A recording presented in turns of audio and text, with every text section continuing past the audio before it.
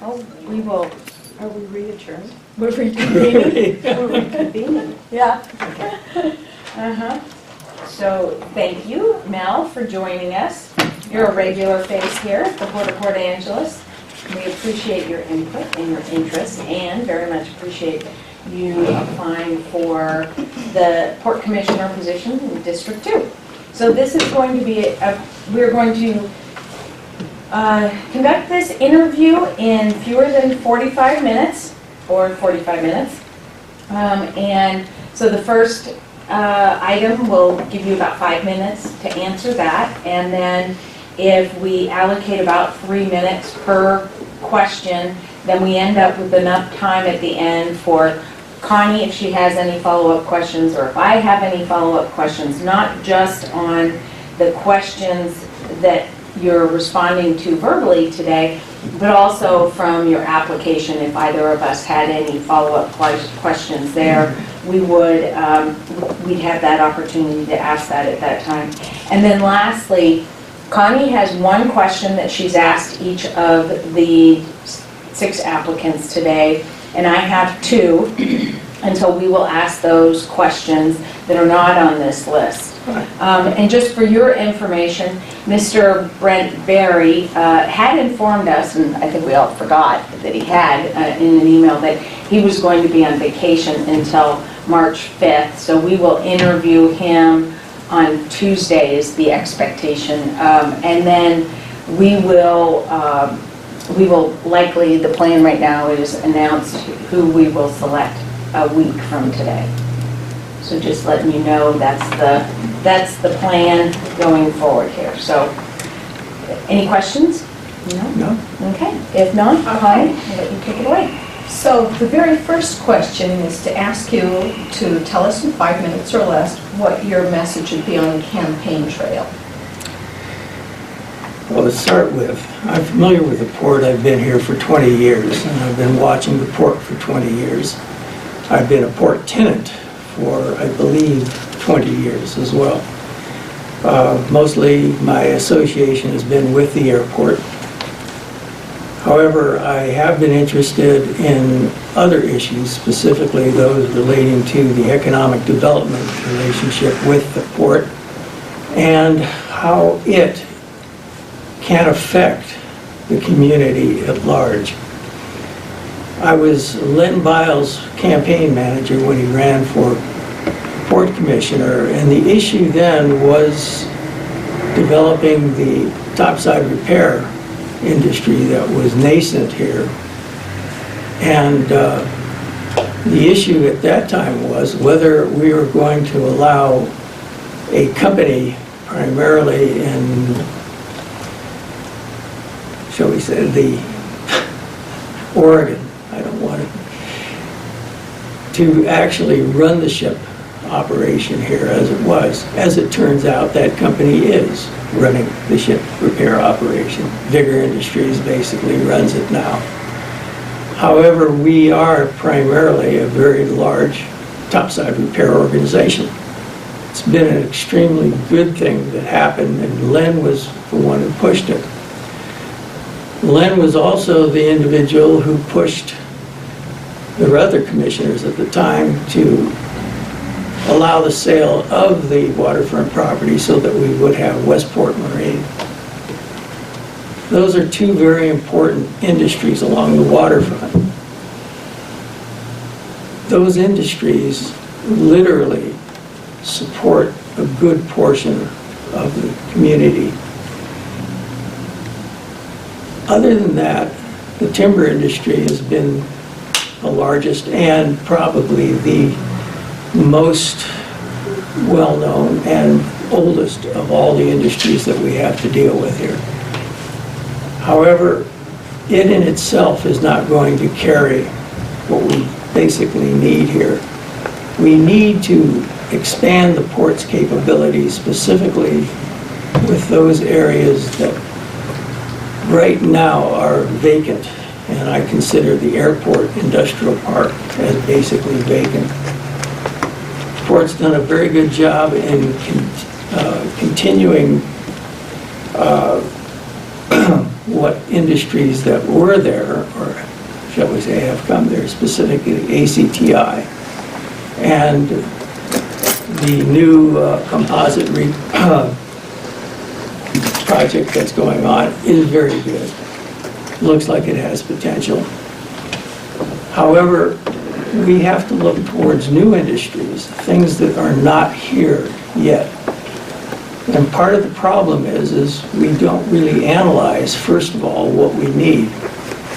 What we need are industries that are, so we say, high value, low volume, primarily because of the logistics situation that we have. We have primarily two means of contact with the outside world. One of them is Highway 101. The other one is the airport. Barges are not really good, fast product shipment. They're good for bulk. But we do not have a port that is, shall we say, a roll-on, roll-off type situation. We don't have that kind of product capability here. So we should look for things that are, as I said, high value. High value can mean any type of craft-oriented industry. And craft-oriented, I mean that required skilled workmen, not necessarily in the high-tech industries, but what we call craft-oriented, being those people who can work with their hands as well as their heads and produce products that are of high value. And I think I mentioned to you, Colleen, once before that an industry that came to mind immediately when I started looking at the 100,000 square foot building, since it was a woodworking facility, was handcrafted high value furniture. People here know how to work with wood. Our schools do teach somewhat of a program in cabinet making and carpentry. That's one area. We have a small group of companies that are in SQUIM, one of them specifically that builds screw machine parts right now out of titanium for the marine industry. There is an extremely high value and extremely high volume part, which is interesting, but extremely small. Their whole concept of being able to ship out of here was we have air freight, and we don't have the congestion that exists in the I-5 corridor. Now, those are two examples of things that we should be looking at. So my real concern, and something that I really would like to see happen, is the port develop a good marketing program to be able to sell to the outside world what we have here. And what we have is excellent capabilities with respect to real estate. The port has the facilities. In fact, the port is the largest land owner or holder of industrial property in the whole of the county. That's number one. Number two, we also have an educational capability here. The high school has an extremely good industrial arts program, a machinist program that I think is better than I've seen in most of the schools that I'm familiar with in California. They produce qualified machinists that are ready to get jobs, and they do get jobs, but not here. All right, so that is a capability. We have a welding program at the college, which is an example of a good skilled crafts program. So these are the things in combination with the EDC to help promote the port as a viable economic entity is something that I personally would love to see happen. Okay. And I have not seen it happen yet. Thank you. You're welcome. Okay.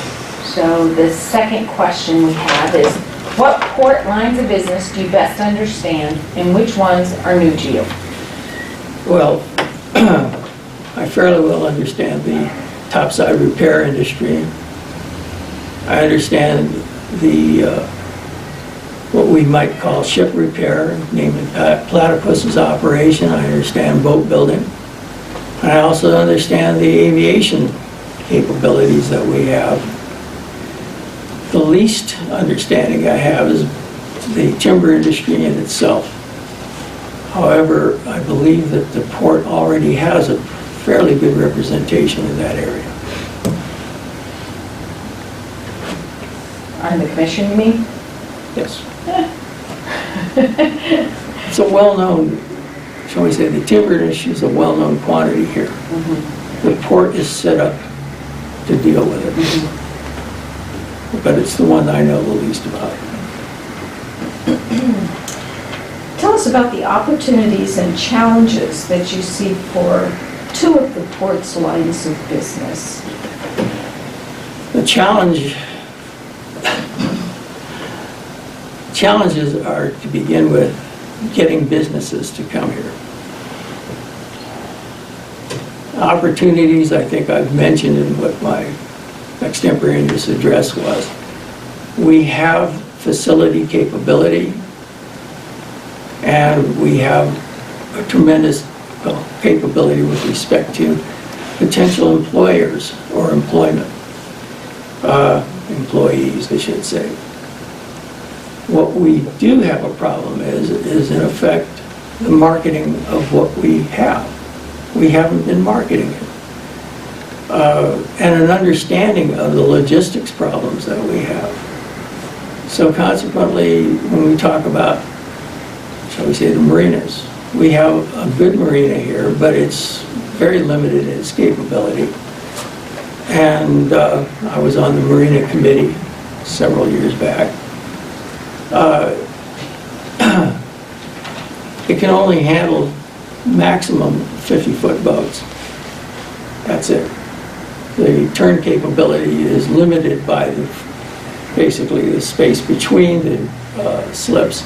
So therefore, that is the limit.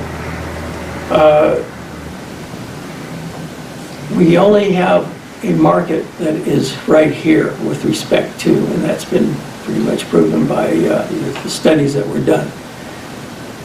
What we're trying to look for marinas is something that we don't have access to, and that is larger boats and a place to put them. So if we're looking for a capability such as turning this into a destination resort where larger boats are generally, shall we say, housed, berthed, it's just a matter of what do we have to market. Neither one of the marinas that we have are really suited for it. Also, I think that what the port has done with respect to the business of running marinas was very well taken care of here at Boathaven. I feel the same situation should occur at John Way. Instead of the port directly running John Wayne, we could license it out or release it out the same way it has been done with Chuck Ferris and now, I hope, Masco or Masco, whatever. So it's just a matter of marketing what we have and also looking for ways of being more efficient, what the port can or cannot do with respect to the facility or the people and staff that it has. I think the idea of that's one is being more efficient with respect to the marina operation right off. As far as the airport is concerned, which is one of my homes, I feel that the best thing that can be done there is to take the industrial park lands and make them ready for occupancy. One of the things that we don't have here is ready-to-build sites. We have plenty of real estate. Real estates have no infrastructure, so consequently, attracting a tenant becomes a problem.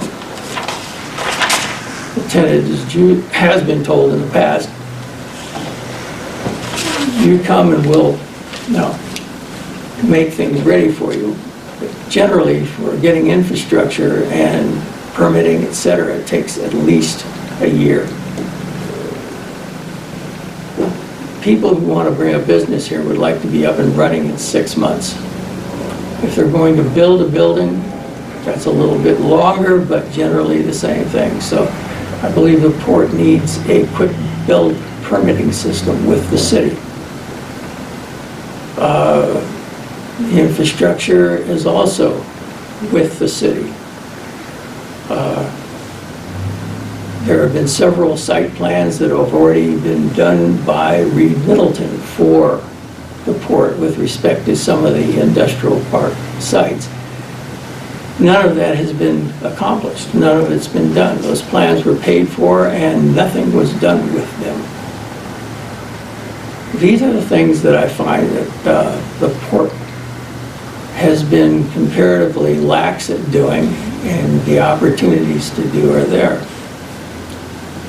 The main thing I feel is necessary is the port needs a marketing plan.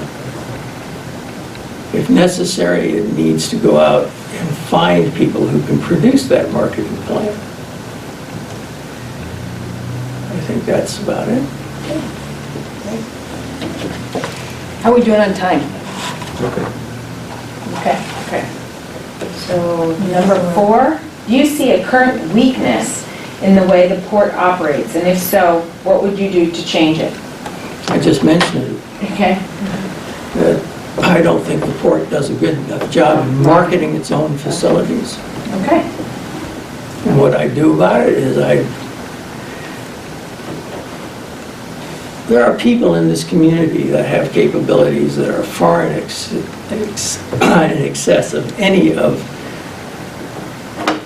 consulting organizations that may be hired. I'd like to see what they could do first. Great, thank you. Connie?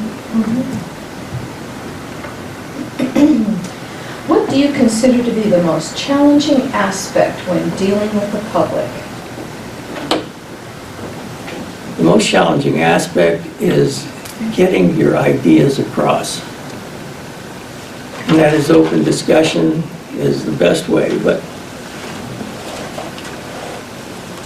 the press is another way to do it. But the personal touch is much better. That's one of the things that I liked about the way Lynn did business. Lynn would visit the tenants. Lynn was one-on-one with all of the tenants at least once a month. Spent a lot of time here on the waterfront in order to get the topside repair operation really up and running. It was wonderful, and also he directly appealed to the public through the press by having one-on-one conversations with the press, so that in effect his ideas were put forth, and that's how in effect we wound up getting Westport. So that's the way I would deal with it. Would be very much the same way Len did.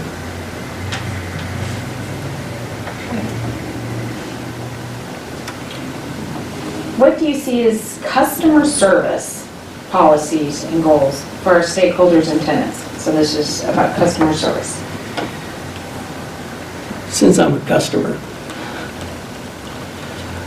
one of the things that's necessary to begin with, and this is something that I've been working on for 10 years or so, is an understanding that the port has the capability of being able to foster a tenant's requirements to help them, rather than just be the rent collector. The way I look at it is I am a lessee. And instead of the port coming to me with a lease that is what I would consider penurious, I would like to see a lease that was in effect business friendly. Not making quote unquote demands, but rather saying, how can we help you? That's how you attract business. as well. As Len did, he walked into a tenant's operation and talked to them, found out what they required, what was wrong, what they thought should be happening. And it worked.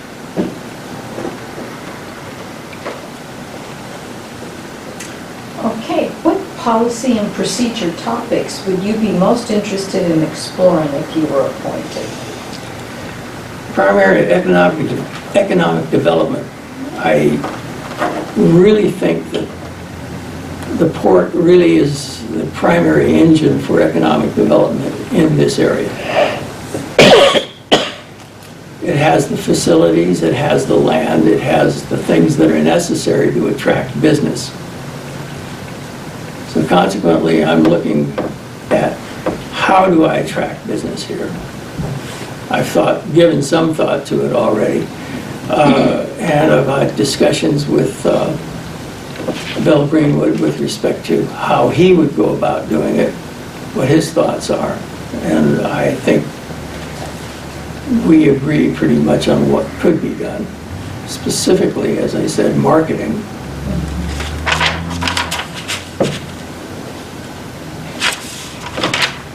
All right. What is your experience in finance and understanding of financial documents? Well, to start with, I have owned 3 homes, 2 in California and 1 here. Therefore, I've had to have construction loans as well as mortgage financing on that part. As a CEO of a small corporation, I dealt with banks with respect to getting, shall we say, bridge loans, et cetera, in order to make things happen. So I have somewhat of an idea as to how it goes with respect to dealing with the financial industry. I think it was like budgets, financial statements of a business, a report. Well, I ran my own company.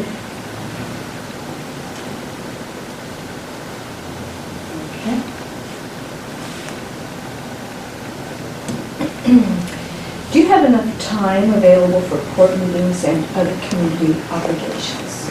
I'm retired. I was retired too. Well, I'm sorry, you're one of those people who take on maybe more than you literally should. All right.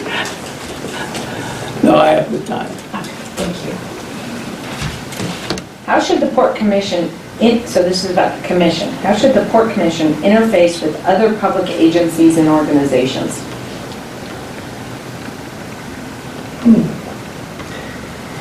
To begin with, the EDC is not a formal organization or not a formal jurisdiction. It's an organization that is volunteer primarily. But there's one that I feel is necessary in order to really cooperate with or work with. The city, the county, city governments primarily on how they can provide services that we need, the port needs. The county in the same fashion. We actually provide a third leg on their stool, that's about it. The port is an unusual governmental agency because it is also a business, which is part of the RCW charter. It's the only jurisdictional or governmental agency that can do business, buy and sell property, lease property, etc. So it has a function that needs those, shall we say, can assist or work with the other governmental agencies with respect to finding out what their needs are as well.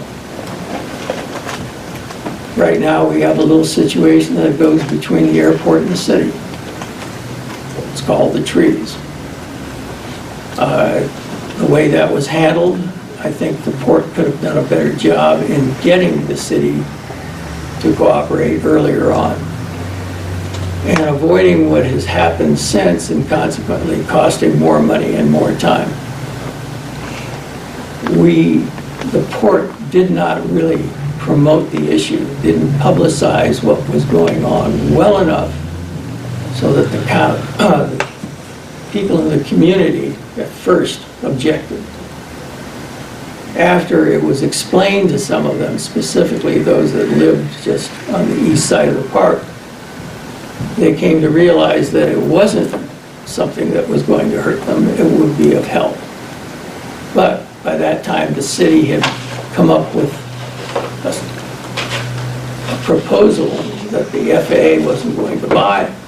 So now it goes back to ground zero and we start all over again, and that's where we're at. It could have been done much better.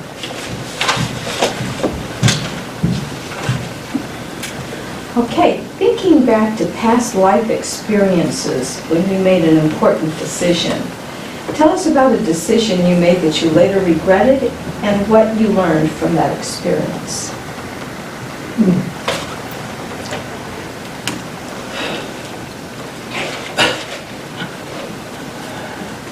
I'll be very personal about that. I regretted my first marriage. You're the second person to say that. Well, that was the first experience that I really regretted. I learned a lot from it. Since then, I've been married for 54 years. At least I learned how to get along with somebody else. All right. Business experiences. Had an early business experience with an individual that I thought I went to school with and I thought was a fairly good friend, and learned very quickly that he had a propensity for doing something that was a little bit bad for the nature of the business, and that he was error prone. I got out of that relationship and learned very carefully to find out what the other individuals that I was dealing with since in my own company, what specifically were their goals, rather than just exactly what I wanted them to do. After I was able to analyze that, it came out pretty good, but I lost a little chunk of money on that first deal. But I learned very quickly to do a little better analysis with respect to the employee and the associates that I was working with. Okay. What do you wish to accomplish during this appointed term as a port commissioner? Well, I would like very much to increase the port's tenants, namely around the airport. They have to be tenants because they can't buy any of the airport property. It's FAA encumbered, so therefore it has to be leased. But to increase the tenancy there by virtue of occupying the buildings that are vacant, it's number one. Number two is, in effect, making or getting the airport industrial parks areas better prepared for accepting tenants. Also, I'd like to work on the leases. I feel the leases, there's a lot to be done there that can make them business friendly. Okay.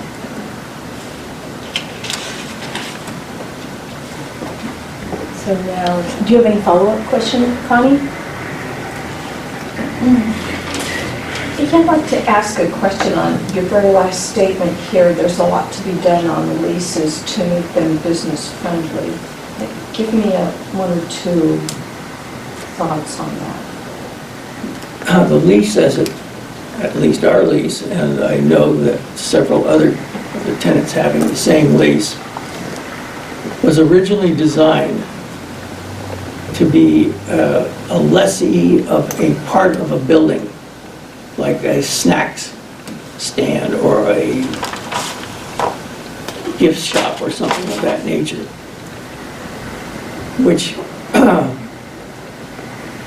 makes a statement at the end of the lease that when the lease is terminated or is over with, that the lessee is responsible for, in effect, removing any leasehold improvements, and or the port owns those improvements, and if the port wants them removed, the lessee then has the responsibility of paying for the removal, one way or the other.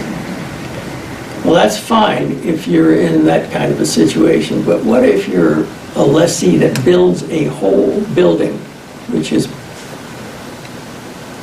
purpose-built?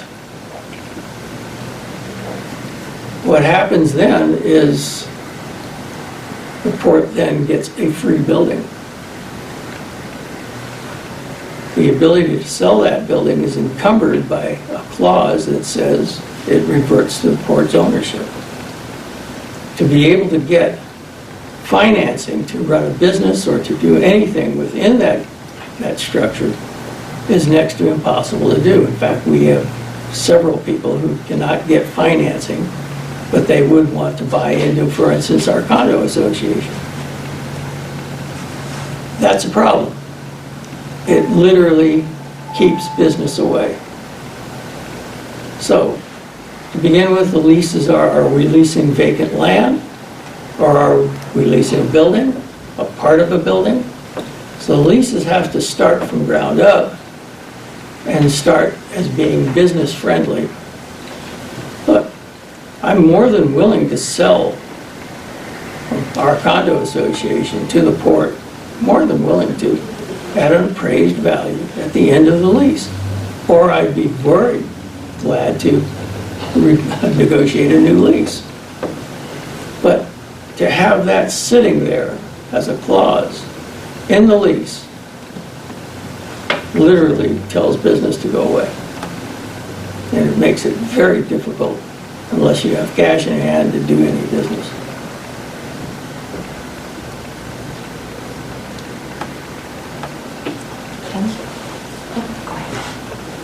I do not have any follow-up questions. Okay, so here's the question I've asked all the candidates. Okay, here's the hooker. Do you want to drink water? No, I'm fine. It's really My not mouth that is bad. always dry, and I've always gotten very used to it. Historically, the log business has been the port's bread and butter for its operating revenue. What do you see as the future for this line of business and for timber products? Logs are always going to be here, hopefully because they're well managed. A good friend of mine is John David Crow, and I think he has a very responsible attitude towards his business with respect to plant, replant, harvest, etc. We will always have logs. The question is do we have a market? Currently, we have a little bit of a problem that the market is declining, and so consequently, other people are filling it with lower priced product. Right? What can we do about it? That's up to, shall we say, Green Crow and the other timber companies around here. But if the boats aren't going to be sent here, the deals can't be made, then it becomes a problem. But considering the individuals that I know in the business, it's going to be here for a long time. And the port should, by virtue of its responsibility as a terminal business, have the capability of moving their product.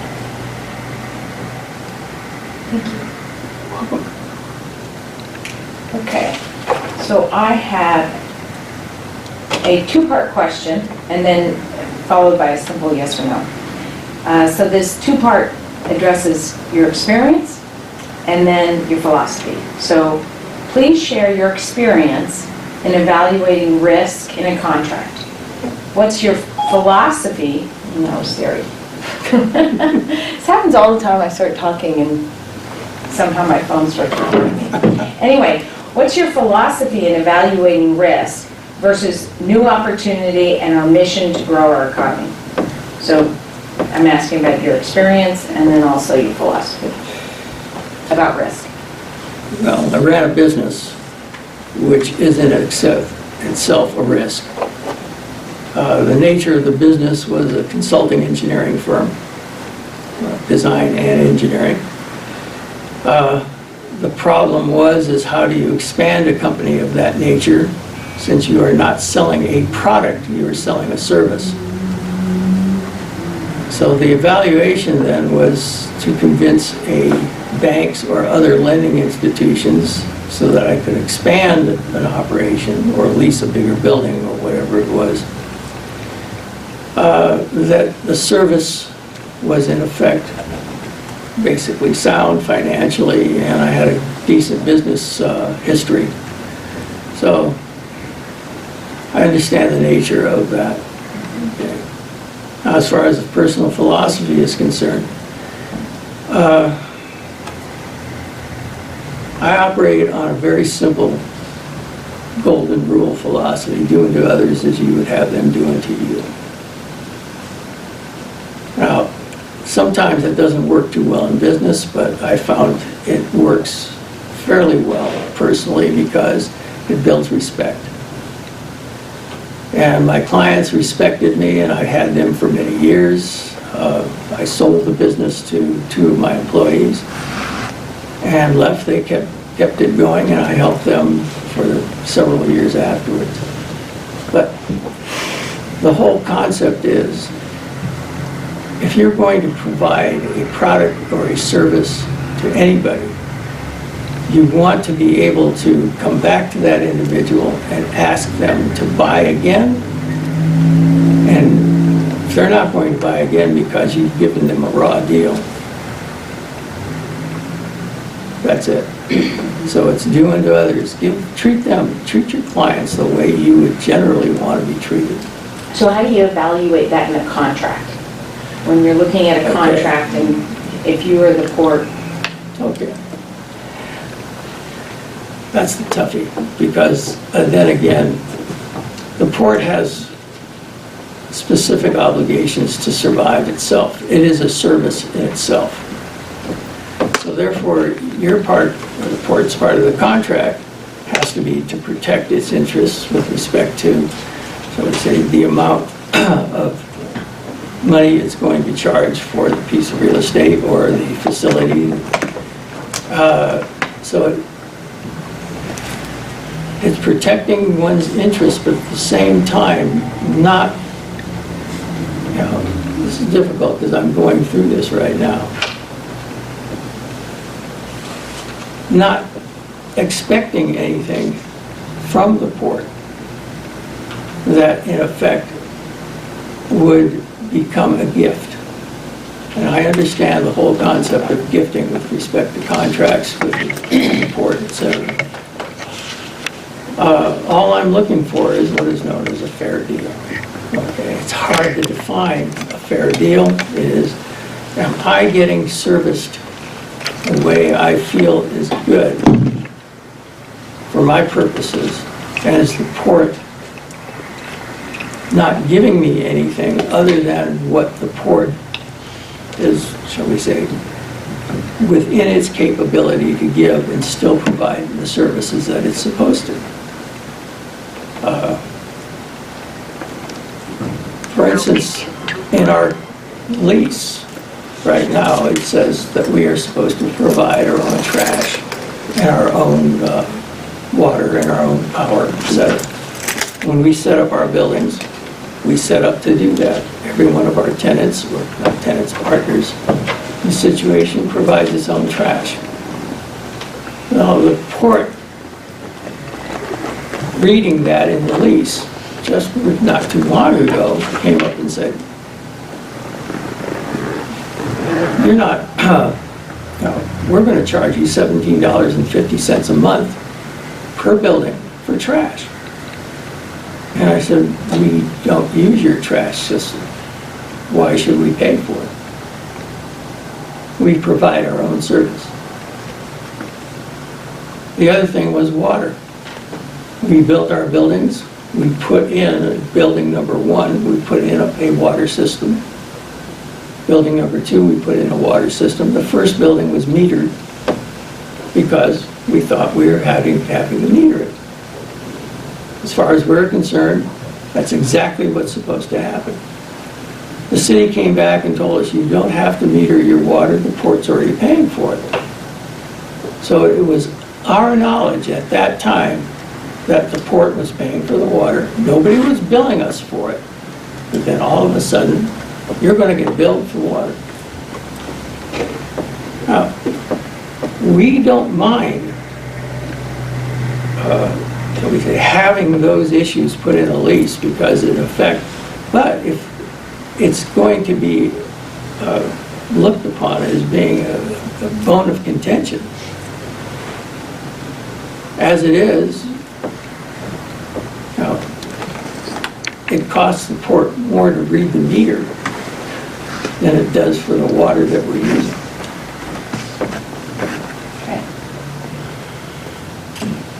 So at this time, can you verbally commit to running again for Port Commissioner in 2017? At this time, but I realize how old I am.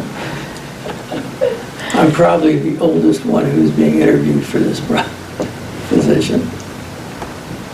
We didn't ask any ages. I know you didn't, but I probably am. But as far as I know, yes. Okay. All right. Great. That was the last of it. Okay. Great. Thank you very much, Mel, for coming in. Really appreciate it. Appreciate your pleasure. time and your willingness to apply for this wonderful position. I couldn't, shall we say, want to serve with 2 other commissioners personally. I'm serious. This has been a breath of fresh air as far as I'm concerned. Good. Thank After you. 20 years. Thank you. Thank you, Mel. Of the community. Other than that, the timber industry has been the largest and probably the most well-known and oldest of all the industries that we have to deal with here. However, it in itself is not going to carry what we basically need here. We need to expand the port's capabilities, specifically with those areas that right now are vacant, and I consider the airport industrial park as basically vacant. The port's done a very good job in continuing what industries that were there, or shall we say have come there, specifically ACTI, and the new composite project that's going on is very good. Looks like it has potential. However, we have to look towards new industries, things that are not here yet. And part of the problem is we don't really analyze, first of all, what we need. What we need are industries that are, shall we say, high value, low volume, primarily because of the logistics situation that we have. We have primarily 2 means of contact with the outside world. One of them is Highway 101. The other one is the airport. Barges are not really good, fast product shipment. They're good for bulk. But we do not have a port that is, shall we say, a roll-on, roll-off type situation. We don't have that kind of product capability here. So we should look for things that are, as I said, high value. High value can mean any type of craft-oriented industry. And craft-oriented, I mean that required skilled workmen, not necessarily in the high-tech industries, but what we call craft-oriented, being those people who can work with their hands as well as their heads and produce products that are of high value. And I think I mentioned to you, Colleen, once before that an industry that came to mind immediately when I started looking at the 100,000 square foot building, since it was a wood. And I have two, and so we will ask those questions that are not on this list. And just for your information, Mr. Brent Berry had informed us, and I think we all forgot that he had in an email, that he was going to be on vacation until March 5th. So we will interview him on Tuesday is the expectation. And then we will likely, the plan right now is announce who we will select a week from today. So just letting you know that's the plan going forward here. So any questions? No. Okay. If not, Connie, I'll let you take it away. So the very first question is to ask you to tell us in 5 minutes or less what your message would be on the campaign trail. Well, to start with, I'm familiar with the port. I've been here for 20 years, and I've been watching the port for 20 years. I've been a port tenant for, I believe, 20 years as well. Mostly my association has been with the airport. However, I have been interested in other issues, specifically those relating to the economic development relationship with the port and how it can affect the community at large. I was Len Biles' campaign manager when he ran for port commissioner, and the issue then was developing the topside repair industry that was nascent here. And the issue at that time was whether we were going to allow a company primarily in, shall we say, the Oregon, I don't want it, to actually run the ship operation here as it was. As it turns out, that company is running the ship repair operation. Vigor Industries basically runs it now. However, we are primarily a very large topside repair organization. It's been an extremely good thing that happened, and Len was the one who pushed it.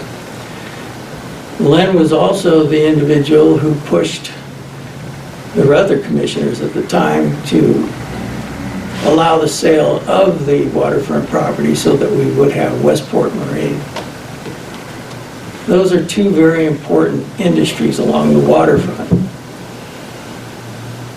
Those industries literally support a good portion .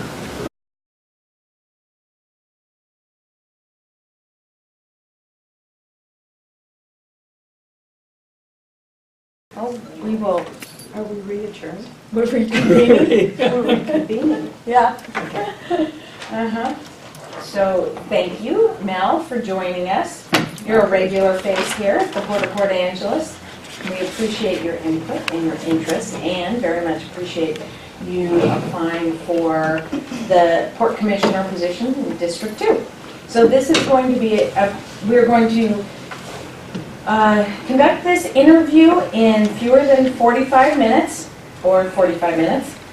And so the first item will give you about 5 minutes to answer that, and then if we allocate about 3 minutes per question, then we end up with enough time at the end for Connie, if she has any follow-up questions, or if I have any follow-up questions, not just on the questions that you're responding to verbally today, but also from your application. If either of us had any follow-up questions there, we would we'd have that opportunity to ask that at that time.